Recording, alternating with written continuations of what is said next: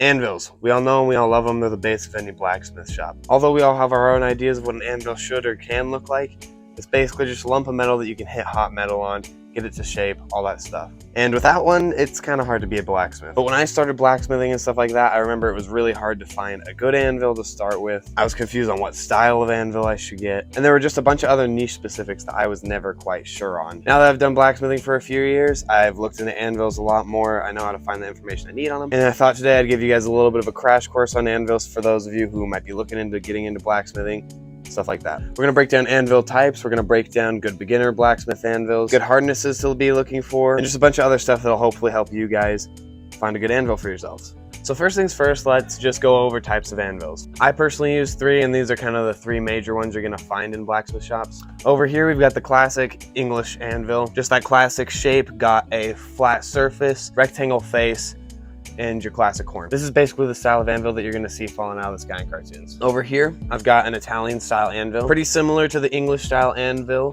However, Pritchel hole is in a different place. Right here, it tapers off into a triangle instead of just being a rectangle face. And its horn is a little bit lower down, along with just the general anvil itself, just a little bit of a lower laying anvil. And then right in front of me, we've got my good old striking anvil. This is one I made myself. It's just basically a lump of metal that you can do heavy blows on without damaging the face of your nice anvils that you're trying to work on every day. You use this for tool making and stuff like that, though this could look a lot like some of the beginner anvils that I'd recommend. So let's break down the parts of an anvil. Right up top, we've got the face.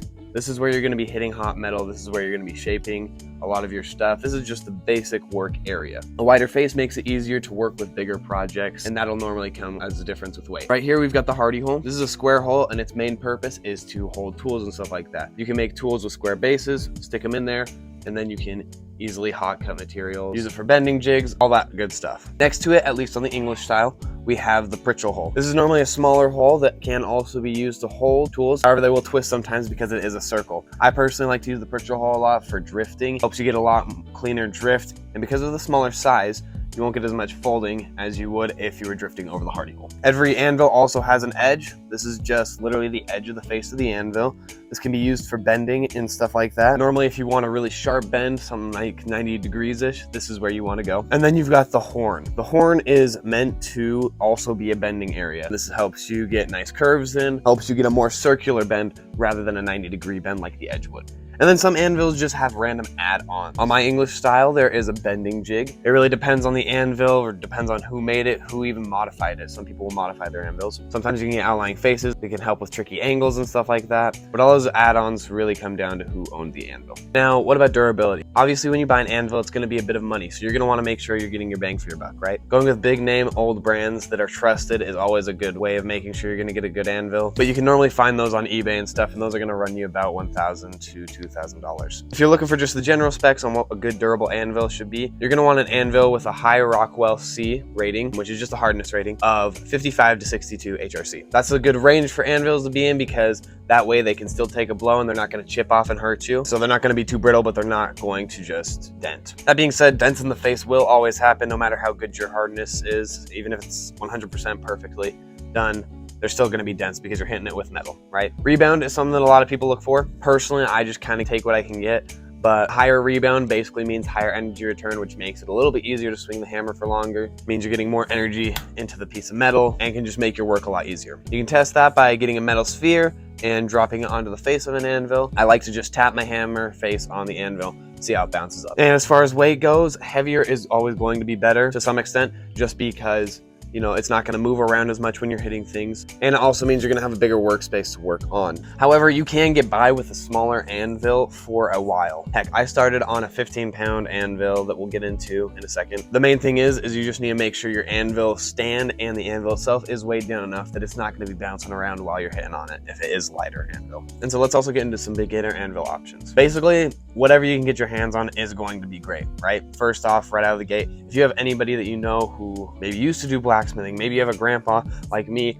who had just an anvil in his tool shed. If you can find any sort of anvil for free, that's going to be your best price, best option. And especially if you're just beginning, you don't really need anything specific. Another option is building your own anvil, kind of like with what I did with my striking anvil. If you can find a heavy piece of metal with a flat face, that can be your anvil. I've seen people buy just big round bars of steel and then they strap it down to a wooden face, and then they have an anvil. Makes it a little harder to do some specific niche things like hardy hole tools, certain bends, all that stuff. So if you can find something with a general anvil shape, that's going to be better for you. But literally anywhere you can start is good. And then if you're like me, where you're like, I have no clue what the heck I'm doing, I don't have any heavy metal that I can strap down to something, and I don't have any people that I know with anvils, Harbor Freight is always a great option. I've said it time and time again. For when you can buy the small little anvil that they sell, if I remember right, it was about $20 to $30 when I bought it first. And this thing is a great little beginner. It has a little horn so you can practice some bending on, it has a little hardy hole.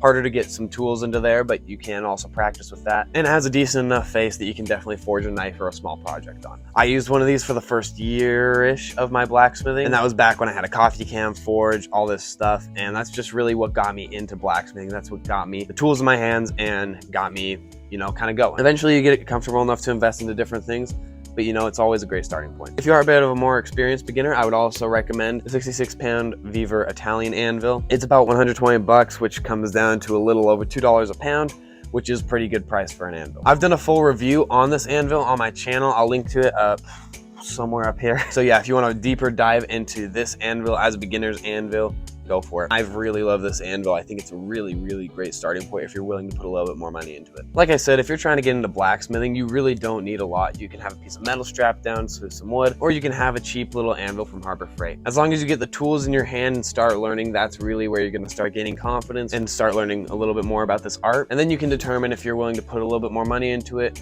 after you've refined your skills a little bit. If you guys are looking for any more pointers on beginner stuff, I'll put a link at the end of the video to my beginner blacksmithing video, where I just go over the basics of beginner blacksmithing, what you need to get into it, tools, all that stuff. And I also have a few other beginner blacksmithing videos that are in a playlist for just general little projects and some tools you can forge. Thank you guys so much for tagging along. Hope you guys have time to start up your own shop or get into the shop if you already got one. Be creative, be safe, and we'll see you next time.